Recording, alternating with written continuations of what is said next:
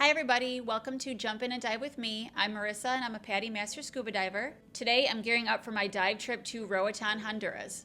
I'll be showing you all the gear that I'm bringing and I'm going to share my thoughts with what I think it'll be like scuba diving in the ocean for the very first time. Plus, I'm going to be talking about the incredible marine life that I'm hoping to see when I'm there. I'm also going to talk about two shipwrecks which I know we're going to dive, which is the Odyssey and Alaguila. Please don't forget to like and subscribe so you never miss an episode. So let's get to it and dive on in. Yes, it's true. This is my first time that I'm going to be scuba diving in the ocean. I've only dove freshwater so far. As you can probably guess, I'm really looking forward to this trip. Probably for almost a year now. So I'm going to Roatan, Honduras, and I'm going with the absolute best dive crew I can ask for. The people I dive with are absolutely wonderful. We're all like-minded, so we're all laid back, go with the flow, very chill, and we all just want to dive. I absolutely love them, and if they want to be in the video, you will most likely see them when we're there. Just a little information about Roatan because I am a nerd and I want to do research before I go somewhere. So Roatan is a small island off the coast of Honduras. It's about 40 miles long and it varies between 2 to 5 miles wide. It used to be once a pirate hideout in the 17th and 18th centuries. The infamous figure like Henry Morgan hid there as well. Henry Morgan was a notorious pirate and he later became governor of Jamaica in the 17th century. He was known for his raids on the Spanish colonies, which are now known as Venezuela, Panama, and Cuba. Born around 1635, he became the most feared and successful pirate of the Caribbean. In Roatan, it's believed that him and his crew hid out on the island, and some even believe that treasure is still buried from him on the island. Roatan is part of the Mesoamerican Barrier Reef. It's the second largest barrier reef in the whole world. And you guess what the first one is? This is why Roatan is such a paradise for scuba divers. The waters are teeming with life and there's so much to see. And it's one of the best places to see whale sharks. Specifically, a small bay island 18 miles southwest of Roatan, which is Utila. But if we're lucky enough, maybe we can see one. We'll see. I would be so excited if I saw a whale shark. I don't know what I would do. I would probably cry. I'd cry underwater. Tears all on my mask. I'd be a hot mess. There's tons of dive sites in Roatan. And every single one of those red flags is a dive site. I mean, it's a diver's playground. Just to name a few, in West End, where we are gonna be staying, there's West End Wall, Blue Channel, Hole in the Wall, Turtle Crossing, Half Moon Bay Wall, and so many more. So let's talk about the marine life. One of my favorite parts. I'll have the chance to see moray reels. Moray reels, moray eels, lobsters, octopus, which come out at night. And yes, we are gonna do some night dives, which will be my first time ever in the ocean at nighttime. So I'm really excited. Stingrays, crabs, sea turtles, spotted eagle rays, Caribbean reef shark, and possibly dolphins, and possibly, on a rare occasion, whale sharks. I'm just gonna show you a picture and kind of put a write-up on the screen. So here you go.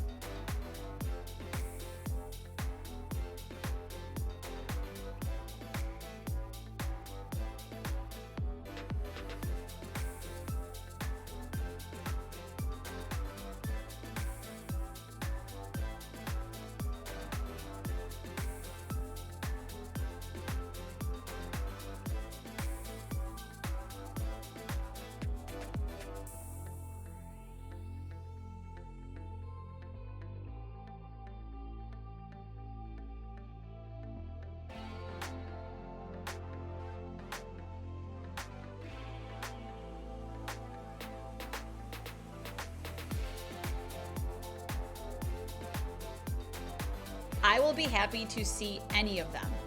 Any of them. I know for sure I'll probably see lobsters and sea turtles, tons of fish, but if I saw a dolphin, those are my favorite animal, and it's on my bucket list to see one in the wild. And I know for sure if I saw a dolphin in the wild, I would cry. So I'm hoping that happens. So the two shipwrecks that I'm going to be diving for sure are the Odyssey and El Aguila. The Odyssey shipwreck is a freighter that lays at about 110 feet beneath the surface. In 2002, the ship was sunk intentionally for divers. It is a penetrable wreck, so if you have a wreck diving specialty, you'll be able to go inside the wreck. I don't know if I want to yet. We'll see when I get down there. I can say I do now, but we'll see when I get down there. I probably will. The center section collapsed, but the bow remains upright, and it just looks amazing in pictures. I cannot wait to see it in person. The ship itself is 300 feet in length, 50 feet wide, and 85 feet tall. So you won't be able to see it on just one dive. To see the whole thing, you'd have to dive it multiple times. And I don't know if we're going to. We might. I hope we do, just to be able to see more of the ship, but we'll see. The ship was donated by Hides of Hybrid Limited. For the purpose of divers being on this wreck, it was reinforced for it to be safe for divers. A lot of hatch coverings that weigh several tons were actually welded into the frame to make a stronger frame for the whole ship. On this wreck, you can see snappers, groupers, barracudas, and Caribbean reef shark around the wreck. The next shipwreck that we're gonna dive is El Aguila, and this was a cargo ship that was sunk in 1997 intentionally. The ship is about 200 feet in length, and it sits at maximum 110 feet beneath the surface. A year after its sinking, Hurricane Mitch broke the ship into 3 pieces and tilted the ship onto a 45-degree angle. On this shipwreck, you can see animals similar to that of the Odyssey. So you'll be able to see groupers, snappers, Caribbean reef shark, rays, eels, lobsters, and on one website, I even read possibly seahorses on the mooring buoy. I'm bringing my GoPro with me. I'm gonna go over all the gear that I'm bringing now, from my wetsuits to my regulators, my BCD, everything that you need to dive aside from the tank. Also go over all the camera gear that I'm bringing, and I'll set up my whole camera system. That was my info on my Roatan trip, and the next time that I will post a video, it will be probably after the trip, but you'll see if you follow me on my social media, you'll see my stories and you'll see pictures that I'll post on. So this is all the gear that I'm bringing to Roatan, and I'm gonna go through it one by one. First things first, I got these cute little headbands. Look, wait. For diving, to keep the hair out of my face. I got that one. I have 5 total, but these are my 2 favorite ones. Sea turtle. Look how cute that is. The baby hairs out of the way. Ain't nobody got time for that, you know? I haven't even used them or put them on at all yet, so I just got them yesterday.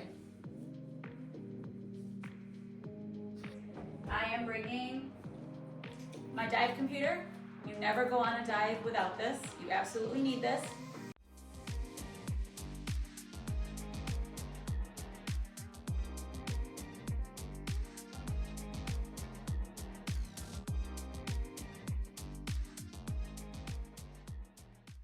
My logbook, because I log every single dive, and dolphins are my favorite animal.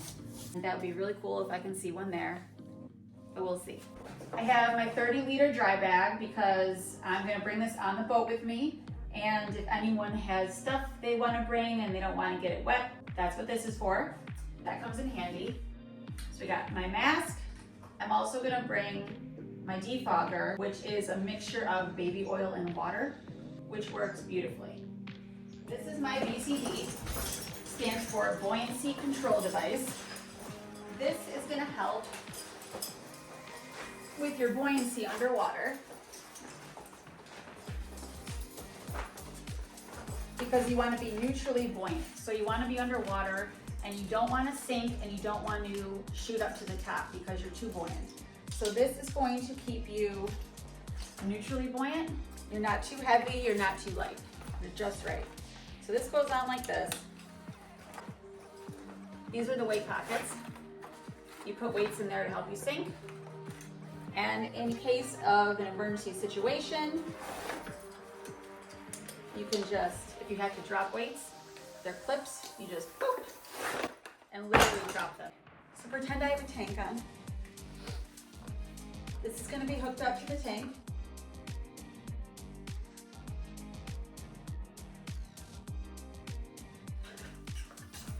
This is my hose for my air tube. So with this is my second air source, pretty much. So we're gonna connect this like that. This is your main regulator you're breathing out of. If anything were to happen to your buddy or another diver who needed assistance, who's out of air, whatever the case is, you are gonna give them this one because this hose is very long compared to this. So you're gonna give your buddy that one, or whoever needs it, if they need it, and you're gonna breathe out of this. This inflates and will deflate your BCD. So when you go underwater, typically you want to deflate the air in your BCD. You don't want to sink down to the bottom too fast because you have to equalize along the way, and obviously you don't want to hit the bottom and stir up all the silt on the bottom or the sand, whatever it is. So you want to just kind of hover over the bottom, which this is going to help with. And as you come up, oops, hang on. As you come up, you don't want to go up too fast. So then you have to start deflating your BCD and letting out the air to not come up so fast. Now I always get really, really cold in the water, very fast. Ask anyone that dives with me. So, I bought from Pinnacle a 3mm wetsuit, shorty. Normally I wear 5mm full body, but I'm hoping because the water is gonna be 82 degrees that I won't need a full body. But just in case, you never know. I have another Pinnacle here. It's full body, zips up in the front, and this will keep me warmer. This is neutrally buoyant, so this won't affect me sinking or floating or trying to be neutrally buoyant. This will make me float a little bit. And salt water also makes you float more compared to fresh water. So I have to figure out my weight when I get there. I might have to add a couple pounds. I have a couple of dive lights that I'm gonna bring. Obviously these ones are not for my camera. These are just ones that I will have on me on night dives, and if we're going into a wreck. Ooh, I gotta charge it. I'm gonna charge everything the day before. My Cressy dive knife. Always bring that with me. This is obviously getting checked at the airport with my luggage, and all this is being checked. Aside from my dive computer, my regulator, and my mask. I'm gonna bring those on my carry-on. I'm bringing my compass. Probably won't need it, won't use it, but this is one of my specialties, underwater navigation, so I'm gonna bring it just in case. You never know. I'd rather have it and not need it than need it and not have it. I'm bringing this because of Tim. It's big and obnoxious, but he said snorkels come in handy in the ocean when you don't want to use your regulator when the waves are a little bit bigger. You can just put this on and not waste air. Take it out of your mouth before you descend. So I'm gonna bring that. These are all my Stream to Sea products, which I haven't opened yet. I haven't tried any of them yet. The company is Coral Reef friendly. I have my shampoo, conditioner, soothing gel for after for being in the sun, lip balm, sunscreen. So I'm going to use that when I'm there. I like to be prepared, so I brought extra tools and O-rings, and obviously all my chargers. And this isn't all of them. This is probably like 3 of them. This is a reel. Tim got this for those who completed their PADI Master Scuba Diver course. So this was a little gift he got. You can use this for wrecks. But when we go to Roatan, I want to bring it because we are going to go inside a wreck, and this is going to be used for that. This is my slate that I'm bringing because I always have this, my underwater slate. Sometimes it comes in handy if I have to communicate something that a hand signal can't. It's happened before. I just can't stop talking sometimes. And this is to clean it. This is Mr. Clean Magic Eraser, and you can't go wrong with this. It works beautifully. Then I have my gloves, and so I'll bring these. Might not need them, but just in case, I have them. My boots, and then my fins. I'm gonna bring those. This is my SMB, which is a surface marker buoy. That's what it stands for. So this, it rolls up. I just wanted to show you guys the full size of it. This will roll up, and it'll go on my BCD, and I can close it, and it'll kind of hang down here. So what this is for is if I need to signal the boat from underwater, this string here, I want to say is 110 feet right there. So if I need to signal the boat for whatever reason, I can inflate this underwater and it'll shoot up to the surface and it'll stick out of the water and the boat will see it and know there's someone who needs assistance down there, or we're coming up, be ready, whatever the case is. This I got on Amazon. The Facebook group is called Scuba Women, and I just asked like what people used to put all their gear in, like a mesh bag, because I didn't want to, lug everything, because how it's going to work is we are going to keep our stuff at the shop because we're going to be diving every day, and I don't want it just laying around. I want it, in a bag, and I'm going to lock it up, and it's just going to stay there. I'm going to use it every day. And it's a backpack. Look at that. Look, that's so cool. I love it. I'm actually excited to use this. This is a new bathing suit. I wanted to get a new one. I feel like I get a couple more every year for scuba diving. I told myself I will never wear a two-piece scuba diving ever again. And the reason for that is the day of my open water certification, the day I got certified, I had my wetsuit on, my 5mm wetsuit, but I had a two-piece underneath it, did my certification, taken my gear off, Carrie was right next to me, and I go to take my wetsuit off, and my bottoms just come off with it. They just come off, and just out in front of everybody. The thing is, in front of me, probably 6 or 7 feet in front of me, were about 50 to 60-year-old men, and was just there for them to see. And I don't think Carrie could have reacted any faster.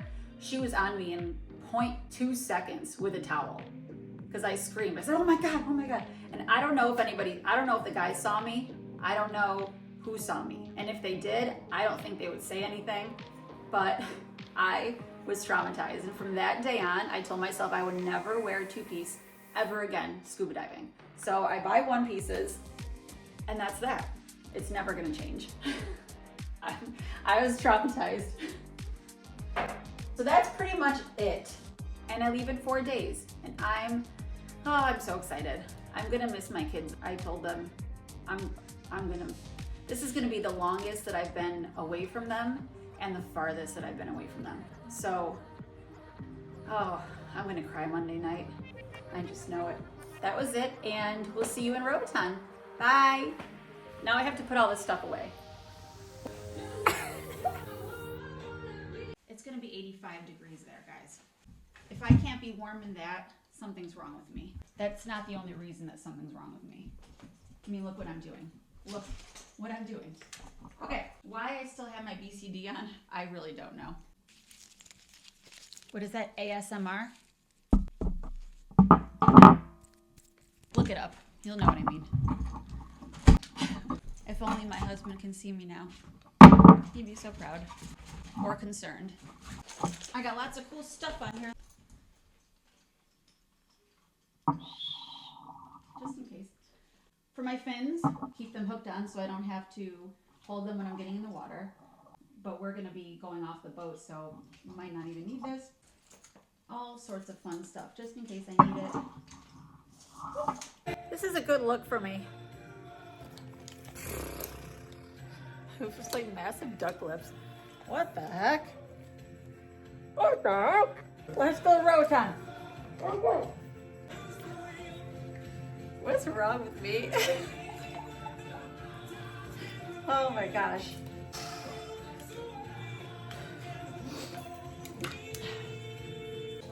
Never go on a dive without this. Ever. This is important. This gauge will tell you your depth. So will your dive computer. You can restart that every dive. This will tell you your PSI, the air in your tank. So if you have an air integrated dive computer, ow, that just hit me in the head. Which I do right there. That's a transmitter, and it connects to my dive computer, and it'll tell me how much air I have in my tank. But this, oh, now I'm twisted, hang on. Oh boy, the struggle. This is hooked up right to your tank. Goes here, and this part is hooked up to your tank. So it's getting a full-on real-life reading. So at depth, on your deepest dive, I'd be looking at this, because when you're deep underwater, depending on how deep you are, I have to figure it out, but I think it's over 100 feet. 1 breath is equal to 5 breaths at that depth. Don't quote me, but you need this.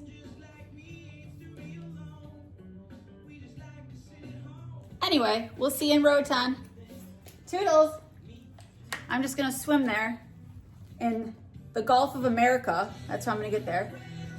If you look at Google Maps and, I don't know about Google Maps, but on the iPhone anyway, in the map app, it already says Gulf of America. That's wild.